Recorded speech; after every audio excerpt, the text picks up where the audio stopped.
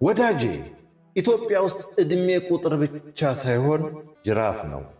ቤተሰብ፣ ጎረቤት፣ ጓደኛ ሁሉም ዕድሜህን እየቆጠሩ ይገርፈዋል።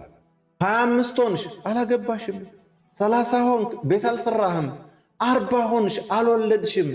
ይሄ ጫና ስንቱን ወጣት አእምሮ አሳጣ፣ ስንቱን ለስደት ዳረገ።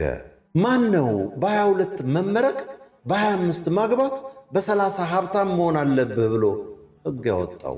ፈጣሪ ነው ወይስ ማህበረሰቡ? የሰው ልጅ ሕይወት እንደ ፋብሪካ ምርት በተመሳሳይ ሰዓት ተመርቶ አያልቅም። ኦባማ በ47 ዓመቱ ፕሬዝዳንት ሆነ፣ ትራምፕ በ70 ዓመቱ። ሁለቱም ስኬታማ ናቸው። ጓደኛህ በ24 ዓመቱ አግብቶ ይሆናል፣ አንተ በ35 ልታገባ ትችላለህ። ጓደኛህ በ2 ዓመት የሠራውን ቤት አንተ በ10 ዓመት ልትሠራው ትችላለህ። ልዩነቱ መዘግየት አይደለም፣ የሰዓት መራራቅ ወይም ታይም ዞን መለያየት ነው። የራስን ሕይወት በሰው ሰዓት አትቁጠር። አበባና በቆሎ እኩል አይበቅሉም፣ እኩልም አያፈሩ። ይሄ ጊዜ ሄደብኝ የሚለው ፍርሃት ወጣቱ ቶሎ ለመክበር ብሎ ወንጀል ውስጥ ይገባል። ቶሎ ለማግባት ብሎ ካልሆነ ሰው ጋር ይጣመራል። ፈጥኖ የደረሰ ሁሉ አሸናፊ አይደለም።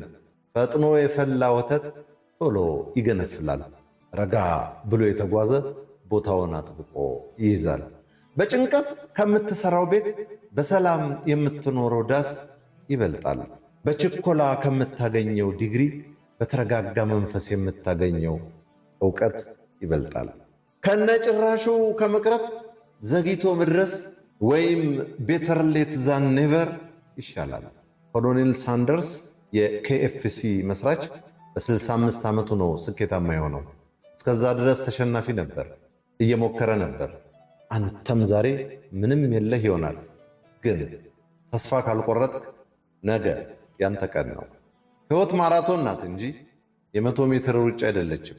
መጀመሪያ የወጣው ሳይሆን ጨርሶ የደረሰው ነው የሚሸለመው። ዕድሜ ሄደ ብለህ አትደንግጥ ወዳጄ፣ እስካለህ ድረስ ዕድል አለ። ወጣቱ ጆሮህን ለህብረተሰቡ ጩኸት ዝጋው። እንትና እኮ እንዲሆነ ሲሉህ መልካም ዕድል ለሱ ብለህ እለፍ። ያንተ ጉዞ ከራስ ጋር እንጂ ከጎረቤት ጋር አይደለም። ተረጋጋ፣ ሥራ፣ ጠብቅ። የዘገየ ስኬት ጣዕሙ ልዩ ነው። ፀሐይ ጠዋትም ትወጣለች፣ ማታም ትጠልቃለች፣ ግን ውበቱ አይቀንስም። ጦማሪው ፈላስፋው ጭሰኛ እንዳዘጋጀው በለጠ ሸቴ ዘሀገረ ኢትዮጵያ እንዳቀረበው